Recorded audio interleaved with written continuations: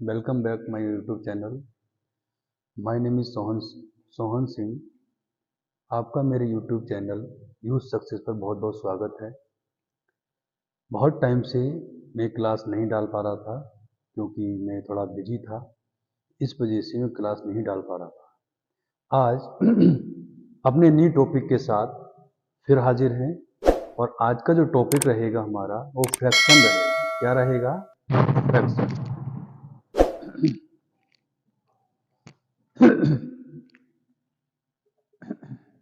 Fraction यानी भिन्न। Fraction यानी भिन्न। फ्रैक्शन होता क्या है? फ्रैक्शन जो है यानी हम कह सकते हैं कि जो फ्रैक्शन है वो क्या होता है, x अपॉन वाई की फॉर्म को ही हम क्या कहते हैं, फ्रैक्शन कहते हैं। ठीक, यहां पर x और y क्या है? इंटीजर्स है। क्या है? इंटीजर्स यानी पूर्णांक है। लेकिन किसी भी कंडीशन में y नॉट इक्वल होगा 0 के, यानी y की कुछ ना कुछ वैल्यू होगी, यानी y कभी 0 नहीं होगा। अब इसमें क्वेश्चन कैसे पूछता है? तुम्हें 3 से 4 फ्रैक्शन दे रखे होंगे और उसमें से पूछ लेगा, बताइए असेंडिंग ऑर्डर में लगाइए या फिर डिसेंडिंग ऑर्डर में लगाइए। तो असेंडिंग और डिसेंडिंग क्या होते हैं? असेंडिंग यानी असेंडिंग का मतलब यानी असेंडिंग क्या होगा? असेंडिंग ऑर्डर क्या? यानी आरोही क्रम। आरोही क्रम।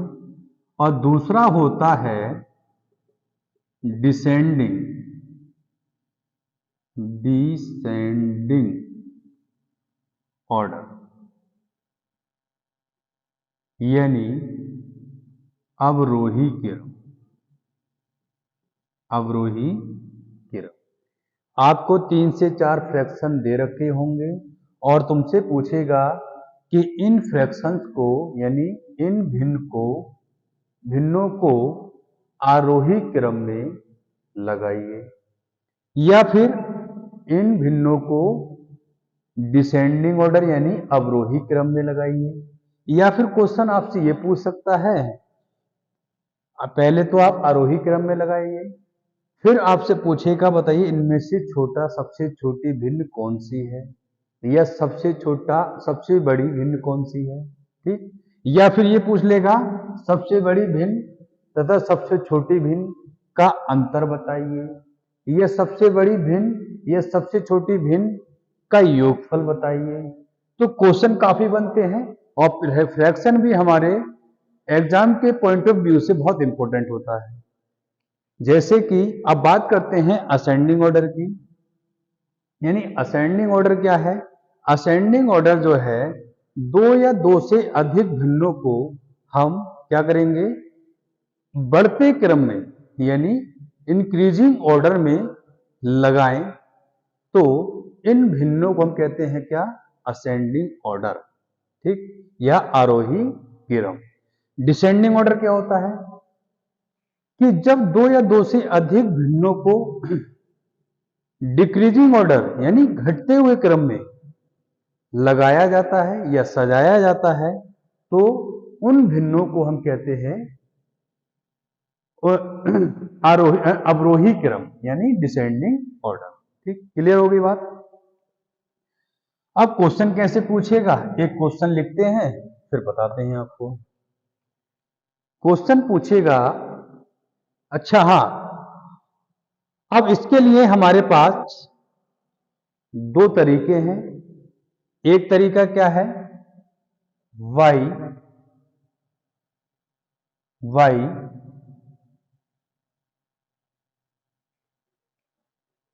Y LCM method. LCM method यानी लघुत्तम समापवर्तक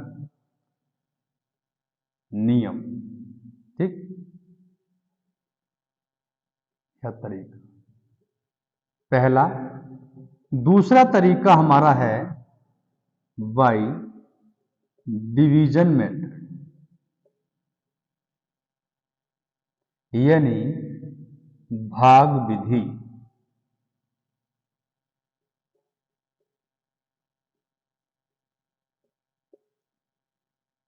या यहां नियम की जगह आप विधि लिख सकते हैं, कोई दिक्कत नहीं। ये आपके पास वैसे तरीके और भी हैं, लेकिन हम जो है केवल इन्हीं दो तरीकों पे, और इन दोनों में भी सबसे बेस्ट तरीका कौन सा है? By division method. इस डिवीजन मेथड से सारे क्वेश्चन बड़ी आसानी से हो जाएंगे। तरीके और भी हैं, by cross multiplication, bye difference denominator and denominator, nominator and denominator difference method भी है, लेकिन हम सारे नहीं पढ़ेंगे। केवल हम कौन सा पढ़ेंगे? बाय एलसीएम मेथड या बाय डिवीजन मेथड। पहले मेथड से बात करते हैं, बाय एलसीएम मेथड। एक क्वेश्चन लेते हैं। क्वेश्चन क्या है हमारे पास में? 3/4, 5/2/5,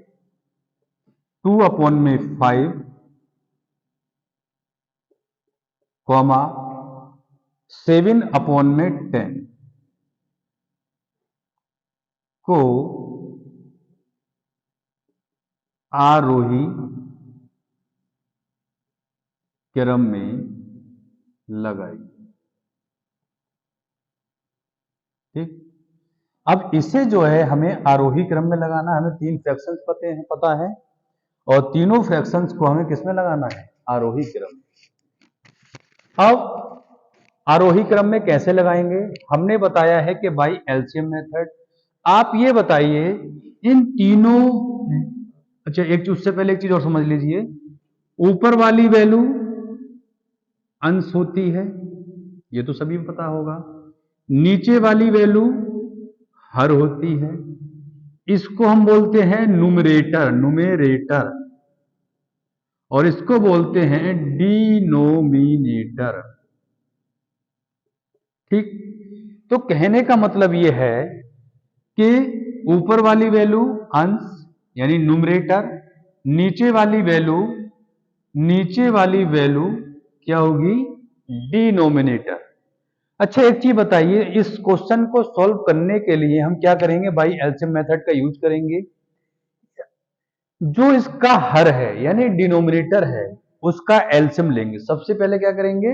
इन सबका एलसीएम लेंगे। ठीक, अब एलसीएम क्या होगा? एलसीएम उस संख्या को लेंगे जो कि इन तीनों संख्याओं का उसमें भाग चला जाए। ठीक, कॉमन एलसीएम, चाहे कॉमन ले लीजिए या सबकी आपस में मल्टीप्लाई कर लीजिए। ठीक, कॉमन एलसीएम मेरे पास में क्या होगा? 40 ले लेता हूं। 40 में 4 से भी डिवाइड हो जाएगा, 5 से भी और 10 से भी, यानी 40 में 4 का भी भाग चला जाएगा, 5 का भी और 10 का भी भाग चला जाएगा। तो 40 ले लिया हमने एलसीएम। ठीक, 40 क्या लिया? एलसीएम। अब नीचे इस 3/4 में नीचे मुझे 40 बनाने के लिए कितने से मल्टीप्लाई करनी पड़ेगी? 10 से। तो 10 से मल्टीप्लाई कर दीजिए। अब 10 से मल्टीप्लाई मैंने यहां कर दी, तो यहां भी मुझे करनी पड़ेगी, क्योंकि मुझे ओरिजिनल वैल्यू वैसे की वैसी रखनी है जैसी मेरे पास है, उसमें कोई चेंजेस नहीं आने चाहिए। अगर चेंजेस आएंगे तो इसका मतलब हम गलत कर रहे हैं। ठीक, ओरिजिनल वैल्यू पे कोई भी चेंजेस यानी कोई भी इफेक्ट नहीं पड़ना चाहिए, ओरिजिनल वैल्यू वैसे की वैसी होनी चाहिए। ठीक, ऐसे ही यहां बात करेंगे। यहां तो नीचे मुझे 40 बनाने के लिए कितने से मल्टीप्लाई करना पड़ेगा? 8 से। ऐसी जब 8 से मुझे यहां किया तो 8 से मुझे यहां भी मल्टीप्लाई करनी है। फिर ऐसे ही यहां पर मुझे 40 बनाने के लिए कितने से मल्टीप्लाई करना पड़ेगा? 4 से। तो 4 से इसमें भी करेंगे। ठीक, ऊपर बनेगा 30, नीचे बनेगा 40, यहां बनेगा 16 यानी 16, यहां पर बनेगा 40, और यहां पर कितना बनेगा 28 और यहां भी 40। तो ये देखो नीचे का बेस, नीचे का डिनोमिनेटर कैसा हो गया, सेम हो गया। जब सेम हो गया तो हम कहां से पता लगाएंगे बड़ी छोटी का, ऊपर वाली संख्या से हम पता लगा लेंगे। ठीक, अब ये बताओ सबसे बड़ी संख्या कौन सी हो रही है, 30/40, और ये किसकी वैल्यू है, 3/4 की। उससे छोटी कौन सी वैल्यू है, 28, तो ये कौन सी वैल्यू है, ये वाली। ठीक, और सबसे छोटी वैल्यू कौन सी है, 16 यानी 16, तो सबसे छोटी ये हो गई। क्लियर। तो कहने का मतलब ये है मुझे आरोही क्रम में लगाना है, तो यहां लिखेंगे आरोही क्रम यानी असेंडिंग ऑर्डर। अब असेंडिंग ऑर्डर में सबसे यानी सबसे छोटी वैल्यू लेंगे पहले असेंडिंग ऑर्डर में, तो सबसे छोटी वैल्यू कौन सी है, 2/5। ठीक, उससे बड़ी वैल्यू कौन सी है, कौन सी है,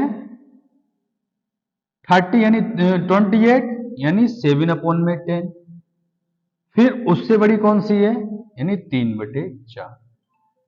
ठीक, ये हमारा असेंडिंग ऑर्डर हो गया। ठीक, या फिर आप ऐसे लिख लें, या फिर हम इसको ऐसे भी लिख सकते हैं, आरोही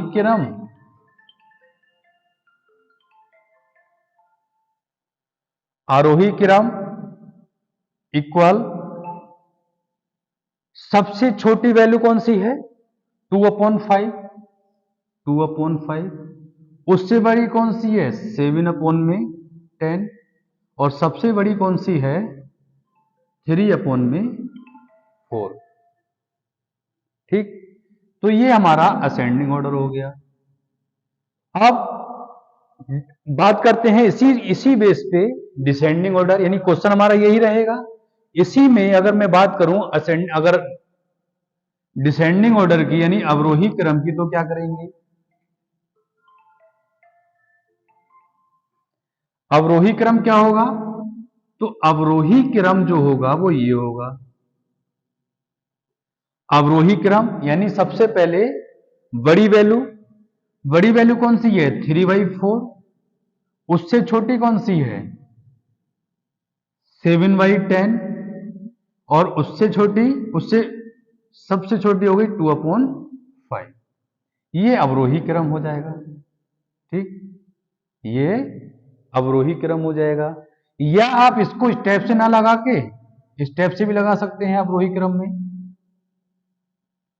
अवरोही क्रम 3/4 सबसे बड़ी, उससे छोटी 7/10, और सबसे छोटी 2/5।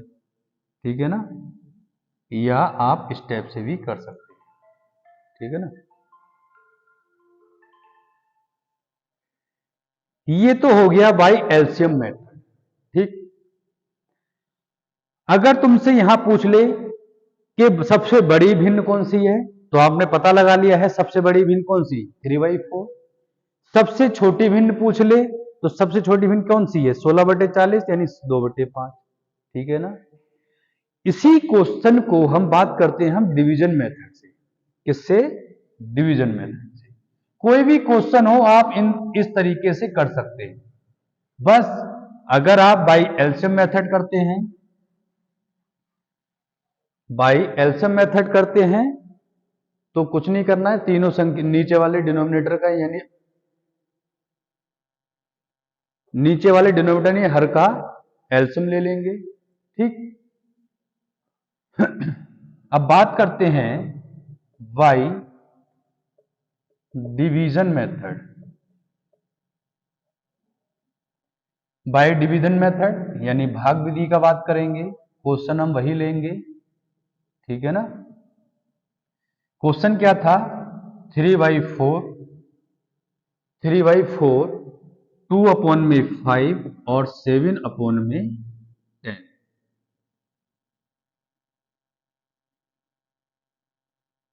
में भिन्नों को आरोही तथा अवरोही क्रम में लगाइए। ठीक, तो अगर हम बाय डिवीजन मेथड जाते हैं तो करना कुछ नहीं है, अंश में यानी ऊपर वाली वैल्यू में एक जीरो बढ़ा दीजिए और फिर भाग दे दीजिए। हमने क्या किया, ऊपर वाली वैल्यू में हमने सभी में जीरो बढ़ा दिया, इसमें भी जीरो, इसमें भी जीरो, कोई दिक्कत नहीं। ठीक, ये किसमें करना है हमें, बाय डिवीजन मेथड में ऊपर वाली वैल्यू में क्या करेंगे, जीरो बढ़ा देंगे। क्या कर देंगे, जीरो बढ़ा देंगे और फिर जीरो बढ़ा के नीचे वाली वैल्यू से यानी डिनोमिनेटर वाली वैल्यू से भाग कर देंगे। भाग करेंगे, 4 सत्ते 28, 2 बचेगा, पॉइंट लगाएंगे, जीरो बढ़ाएंगे, कितना हो गया 20, 4 सत्ते 4 पंजे 20, इसको भाग करेंगे 5 चौक 20, इसको भाग करेंगे 10 सत्ते 70, ये किसका मान, इसका मान, ये किसका मान, इसका मान, और ये इसका मान। ठीक, अब मुझे ये बताओ, यहां से हम पता लगा सकते हैं कौन सी बड़ी कौन सी छोटी, तो सबसे बड़ी भिन्न कौन सी, पहले ये बताओ,